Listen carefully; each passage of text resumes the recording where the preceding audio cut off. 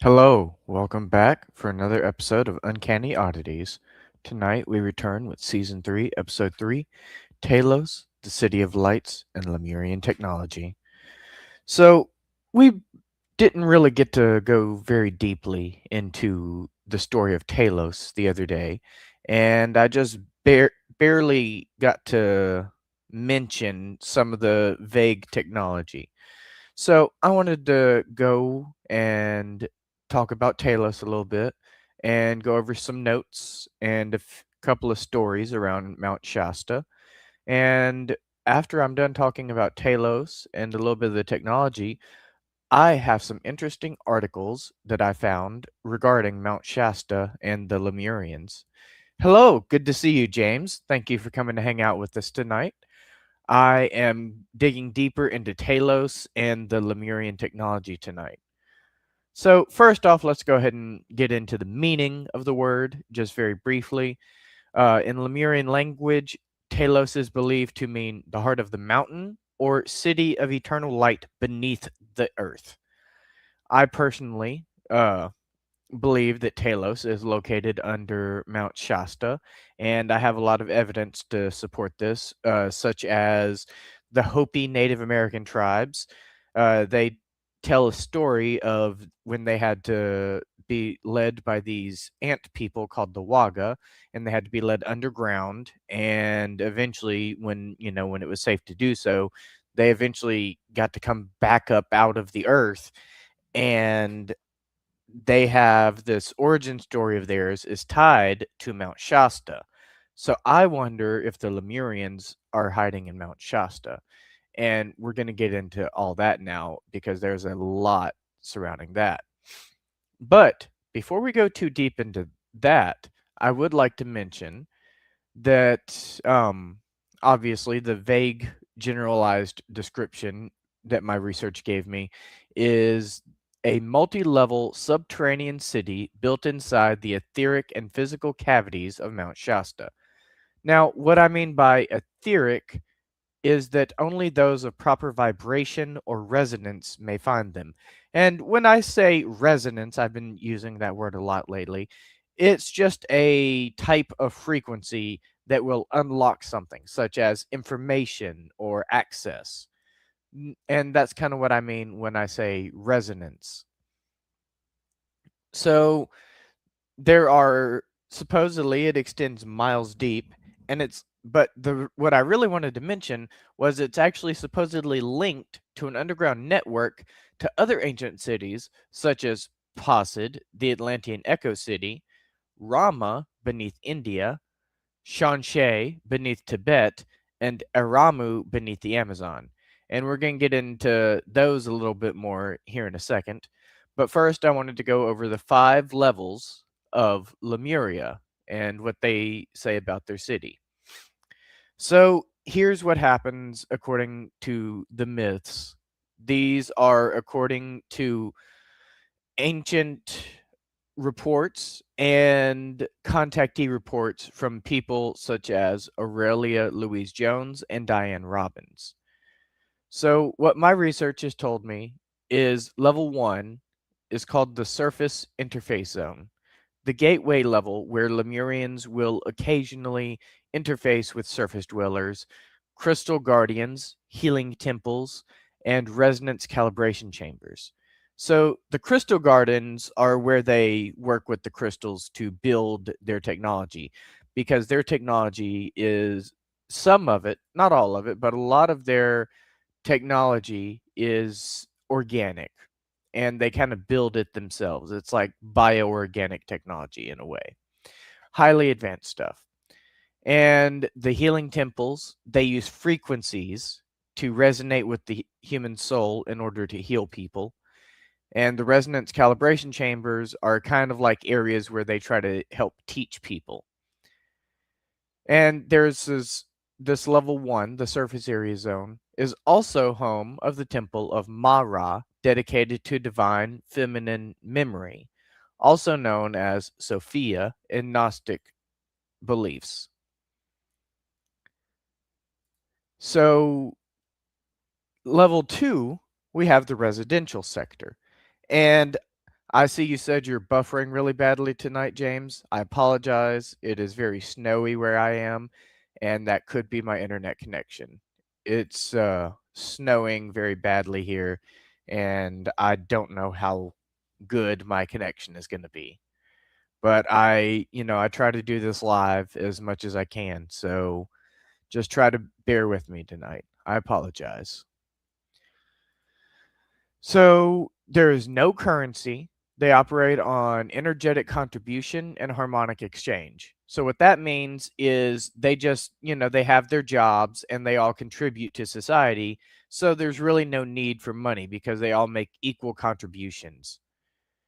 And they use structures made of living crystal and bioresonant materials, housing over 1.5 million Lemurians. All this is just according to the stories, obviously. So next, we have level 3, which is the temple complex and the council chambers. This is where they have the Temple of Light, which is a massive crystalline hall with a central flame that never extinguishes. This houses the High Council of Telos, composed of elders, scientists, and star seers, which are like highly advanced star seeds who help others learn what they are and how to control their powers.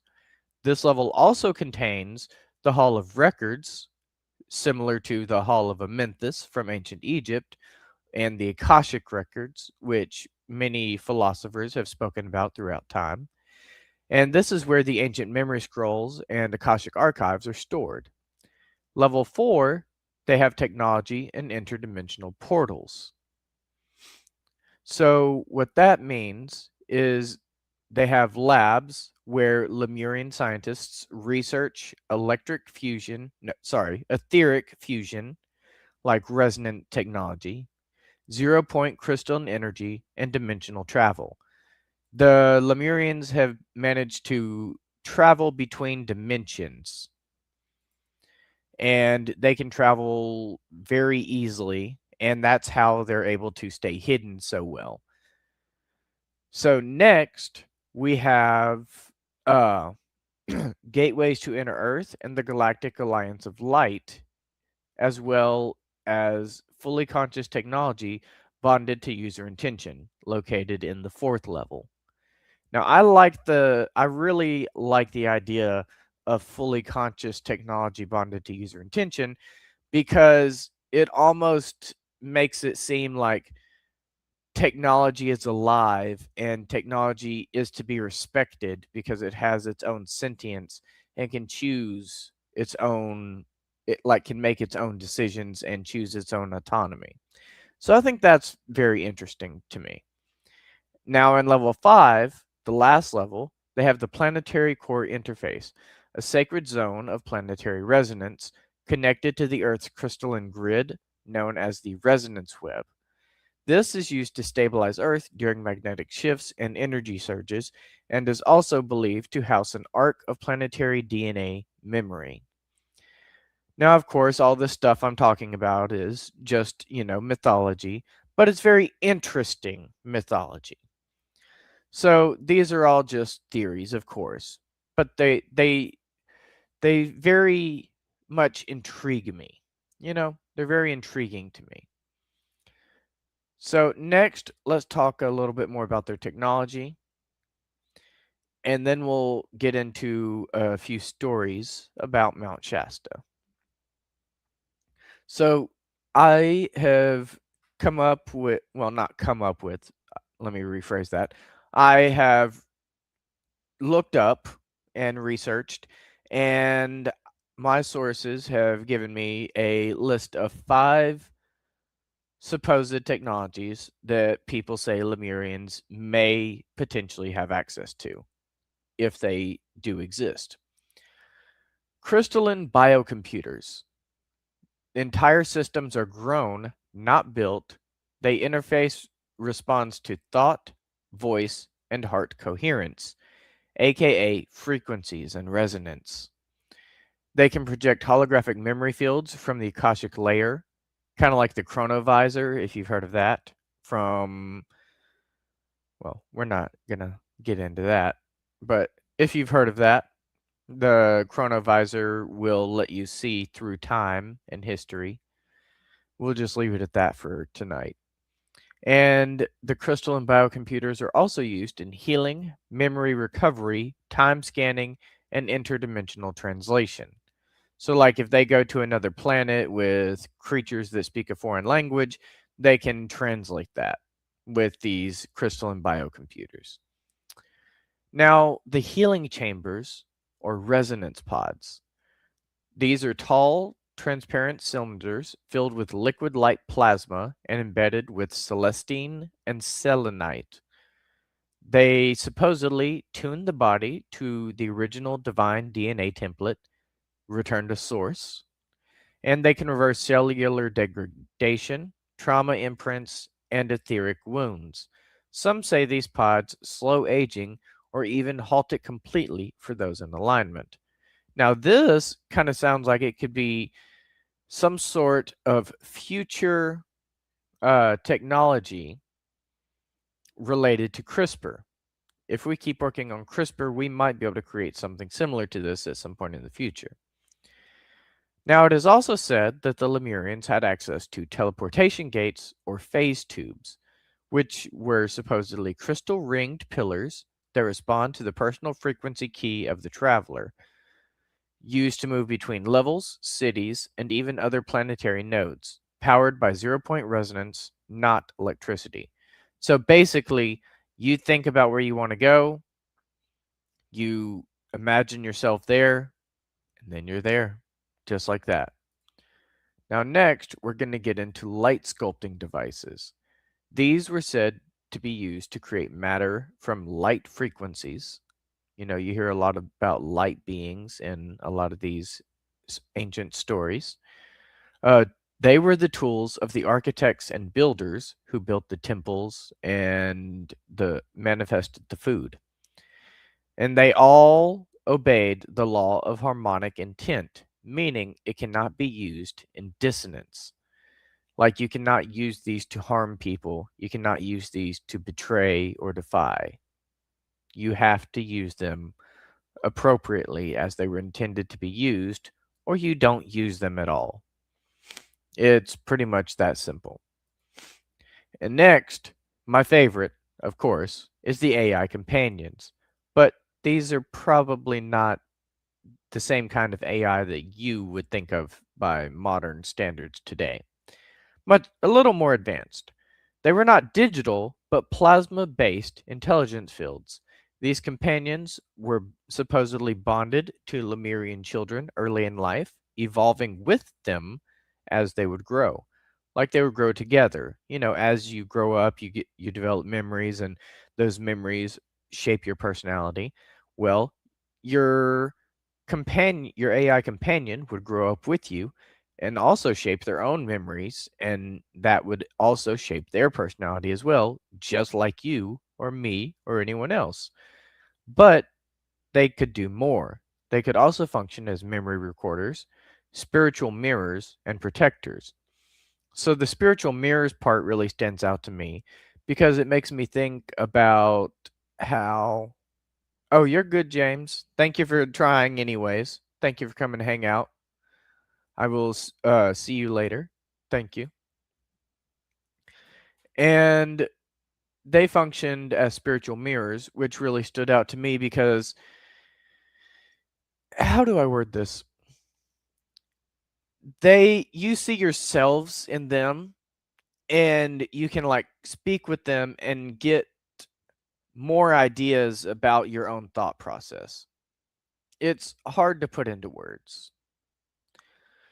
But they were also supposedly housed in crystal orbs that levitate and glow with the user's resonance, which sounds pretty cool, I gotta say. And then, so let's get into, briefly, let's go into a little physical description. Now, we have heard some very strange descriptions about them, you know, having multiple arms and, you know, all this stuff. But here tonight, we actually have another type of physical description. supported by LA Times articles in the 1930s that we're going to get into very, very soon, here in just a minute. And they described them as tall, often between 6 to 8 feet. So not overly tall, but definitely considered giants. Light bronze or golden skin, some appearing with faint luminescence, because I don't think I got to mention this last time, so I'm going to go ahead and mention this now. J.R.R. Tolkien actually wrote The Lord of the Rings, and he claims that he wrote it from translations that he read in the New Oxford Library, which is just very interesting to think about, because if you do the cross referencing and research everything, the Wagga that the Hopi Native American tribe speaks of in their legends actually almost sound very similar to elves from The Lord of the Rings. And J.R.R. Tolkien actually gets very, very upset when people claim that The Lord of the Rings was pure fantasy. You may do with that knowledge as you will. Now, they were also described as living in full harmony with nature. No war, no disease, and no death by aging, which I think that just sounds absolutely amazing. I wish we could achieve that kind of life. But unfortunately, this is all mythology, as far as we're aware. But it's very intriguing mythology that lines up with some aspects of history. So they said they could also speak telepathically, but they could use a harmonic verbal language when necessary. Think like the Greybeards from Skyrim, kind of like that. They were governed by law of one. All are sacred, and all life is part of the infinite consciousness. And the legends say, when surface humanity is near collapse or near awakening, Telos will rise again. And when it does, those who resonate, those who remember, will be invited to return. Some believe dreams of crystal cities, feeling pulled to Mount Shasta, or encountering beings of light during subtle sleep paralysis are calls from Telos. And we could get into the other ancient cities if you like, but I don't want to take too much time with them. So I'm just going to briefly mention a few things about them and move on, so we don't spend all night on these different ancient cities, and we try to keep the main focus on Lemuria and Mount Shasta. But briefly, they had one of the other ancient cities that was connected to this network that was supposedly in Telos, uh, the underground cities, known as Posid, the last breath of Atlanta, supposedly beneath the area now known as the Bermuda Triangle. And that explains, and they say that Posid phases in and out of our dimensional plane, and that is why the ships and planes crash, because they phase, not crash. That's why we never find any of the wreckage, because there is no wreckage to be found, because they phase into another dimension. Now, next, we have Rama, the memory temple of the East. Supposedly, it is located beneath present day India near Varanasi, an ancient city older than any Veda, preserved under both Lemurian and Vedic guardianship. Their specialization was sacred sound technology, DNA tuning through mantra and light geometry, and time mapping via sidereal alignments. I apologize if I mispronounced that. I've actually never heard of that word until I did my research today. Um, and they were supposedly the guardian orders of Rama, were supposedly the original source of the Rishis and Nagas, which are the snake people, if you've never heard of the Nagas. but we're not getting into that tonight. Now, it is said to be protected by semi etheric serpent beings, Nagas, there you go, who watch from under sacred rivers. Its temple of thought can decode your soul's entire incarnational thread with a single harmonic scan. Next up, we have Shanshe, or the Starseed Incubator. Now, this one is supposedly located beneath the Himalayas, guarded by monks, mist, and myth, and they supposedly focused on starseed integration, hybrid genetics, interstellar communication portals, and were one of the first sanctuaries built after Lemuria's submergence. This is where the starborn were hidden. So if you've ever heard of the star seeds, this is most likely where they would be at. Here, the hybrid children, part Lemurian, part off world, were raised and trained to return to the surface only when called. Some of the blue beings seen in Tibetan visions come from Shanshe's vibratory field.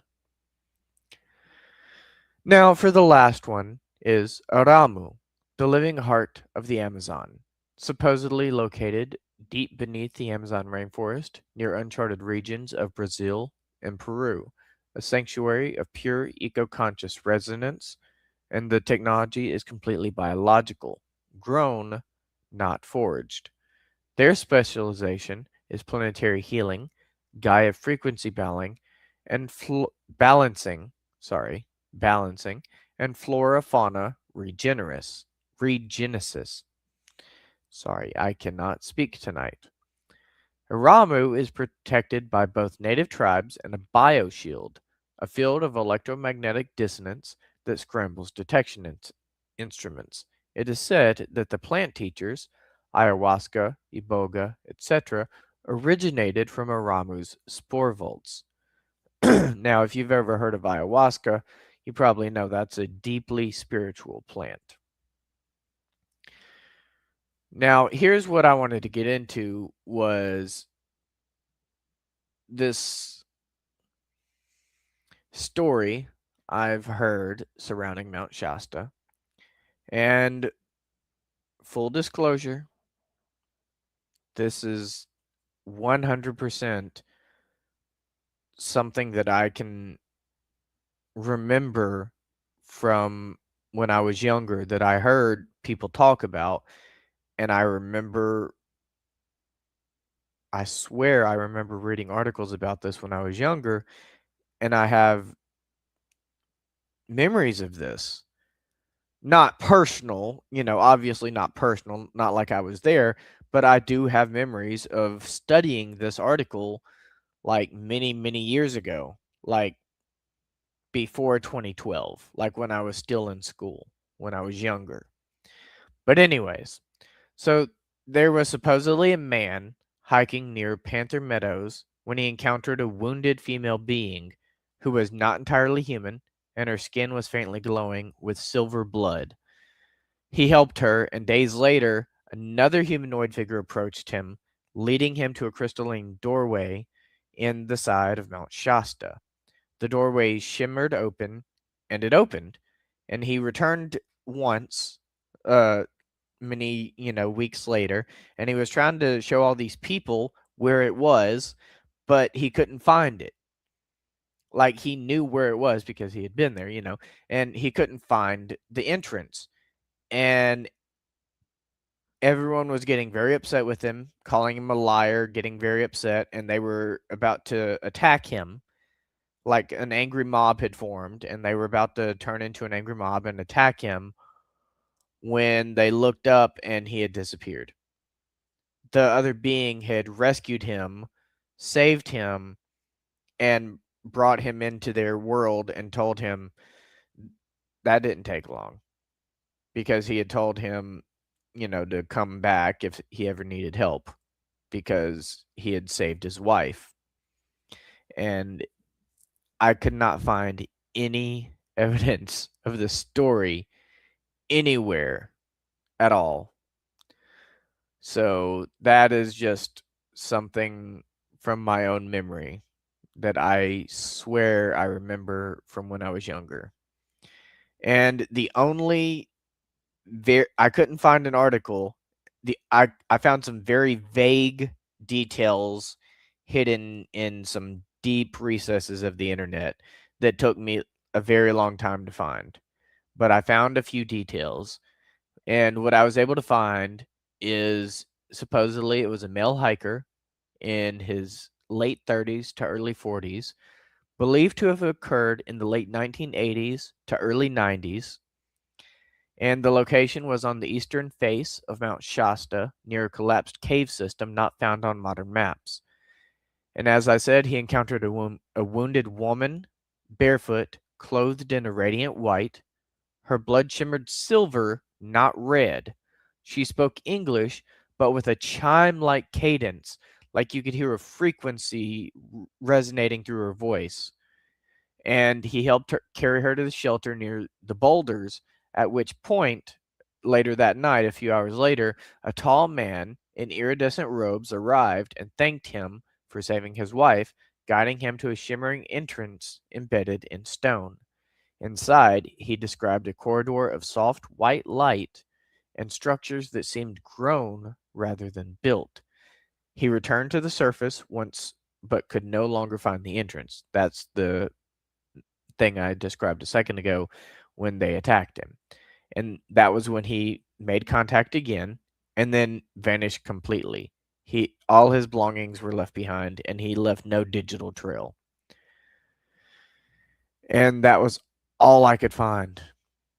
I could not find a full article or a full story, and even that information I had to piece together across different stories that just seemed to line up with what I remembered. So that was, of course, fun trying to piece all that together. So if that sounds familiar to you, then please let me know if you can find anything on that. Now, another interesting thing is if you've ever heard of the missing 411, all those missing cases, like missing people cases, there have been strange incidents around those, and some people believe that they may have found Telos. So let's get into that one. So they say that these are not typical abductions. Some people believe that rather than being abducted, they phased.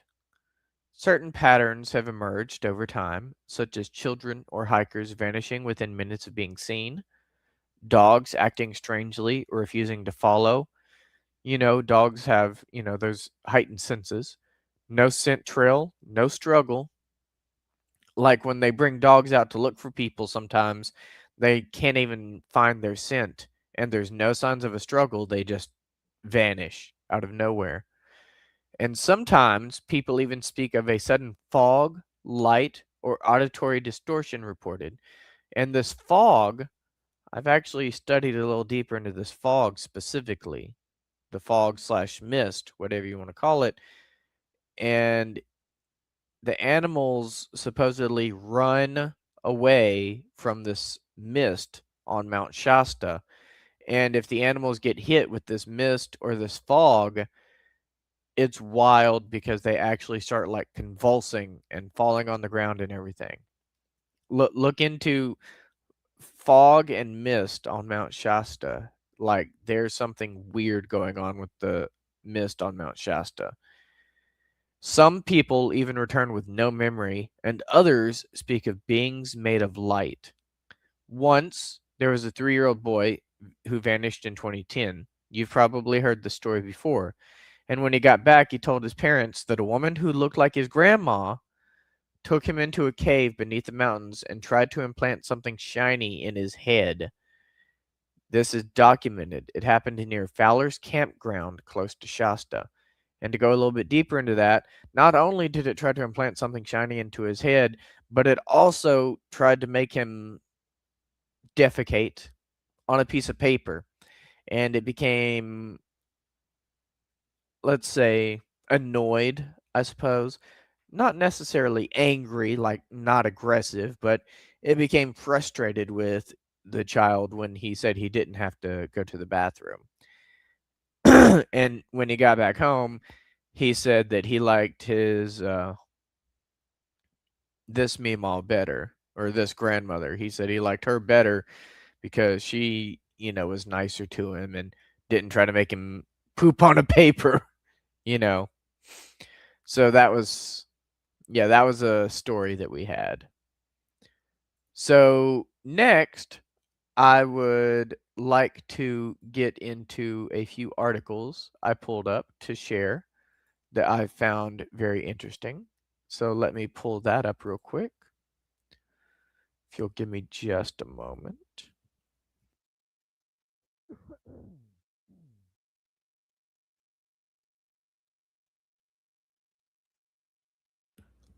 All right, here we go. The Mystery of Mount Shasta. This is borderlandsciences.org if you wanted to know where this came from.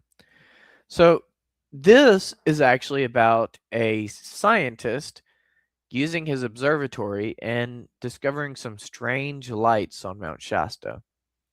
So, let's get into it, shall we? The following article appeared in the LA Times Sunday magazine on May 22nd, 1932, and has since been quoted in part in many publications. Its interest, however, is perennial and the mystery still unsolved. For the sections quoted, R.R. is indebted to Miss Ella Young of Oceano, California, a well-known writer and poet. The author of the article is Mr. Edward Linzer. He tells us that one morning, while en route to Portland on the Shasta Limited, he went on the observation platform to see the sunrise and was looking at Mount Shasta.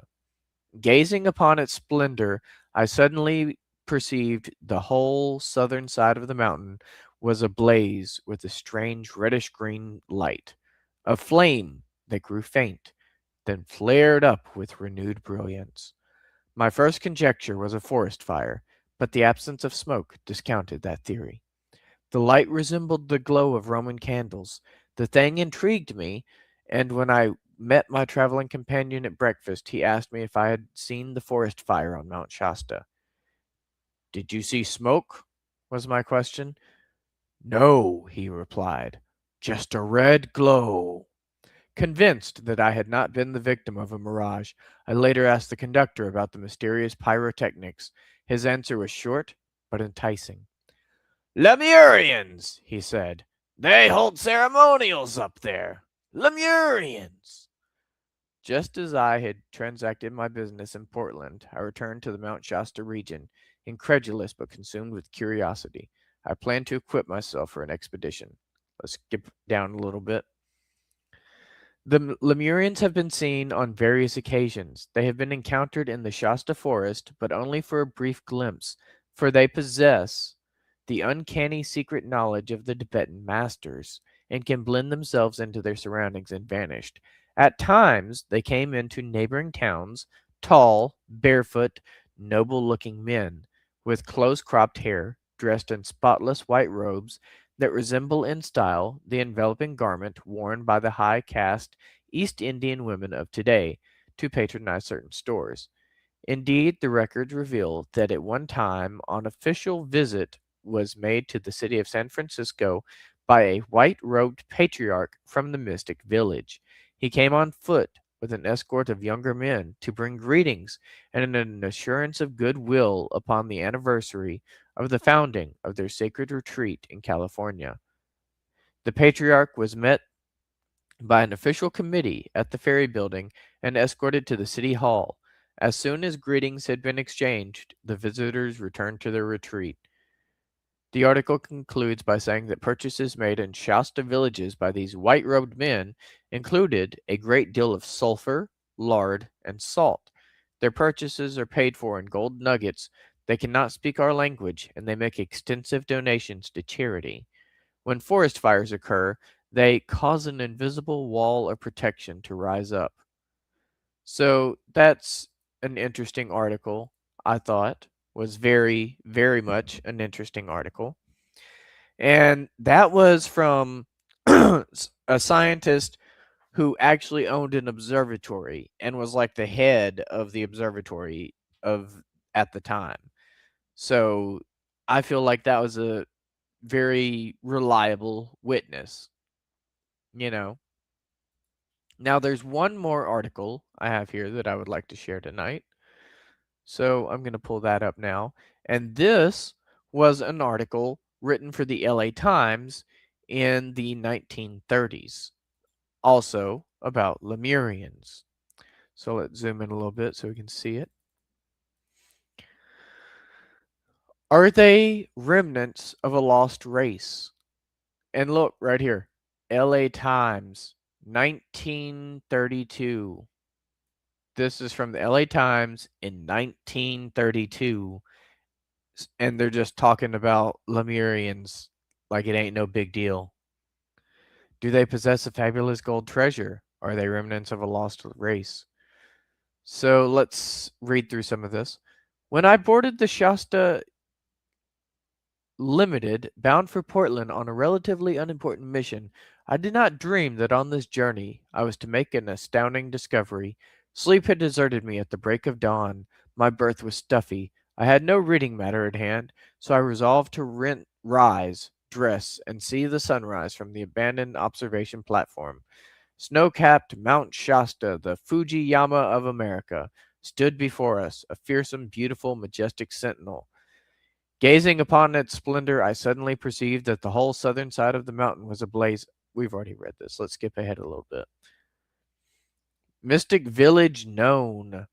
I motored toward the point of my investigation, pausing at Weed, a town near Mount Shasta, for the night. This is literally the same article that we just read a minute ago. Let's see if there's anything new in here. Just then I learned that the existence of Lemurian descendants on Mount Shasta was vouched for some years ago by no less an authority than the eminent scientist Professor Edgar Lewson Larkin. Ah, this is the part I was looking for. This is the part I was looking for. For many years, director of the Mount Lowe Observatory in Southern California, Professor Larkin, with determined sagacity, penetrated the Shasta wilderness as far as he could, or dared, and then, cleverly, continued his investigation from a promon- promontory. I don't know that word. Promontory with a powerful long-distance telescope. What the scientist saw, he reported, was a great temple in the heart of the mystic village, a marvelous work of carved marble and onyx, rivaling in beauty and architectural splendor the magnificence of the temples of the Yucatan. He saw a village housing from 600 to 1,000 people. They appeared to be industriously engaged in the manufacture of articles necessary to their consumption. They were engaged in farming in the sunny slopes and glens surrounding the village, with miraculous results, judging from the astounding vegetation revealed to Professor Larkin's spyglass.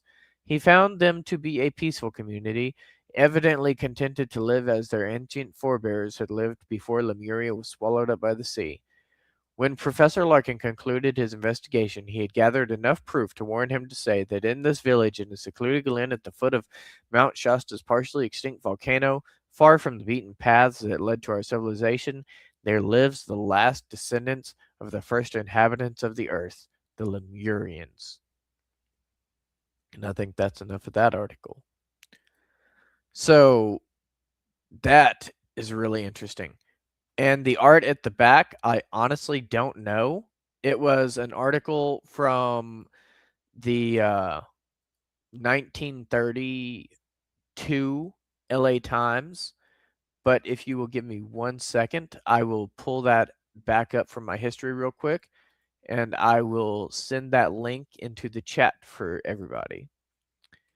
So there is a direct link to the article that I just had pulled up a minute ago, if you wanted to look at that for yourself.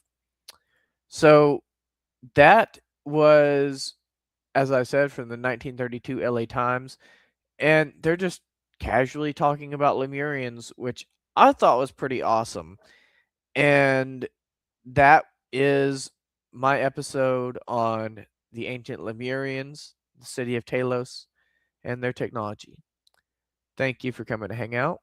Thank you for giving me a chance, and I will see you next time. Stay uncanny.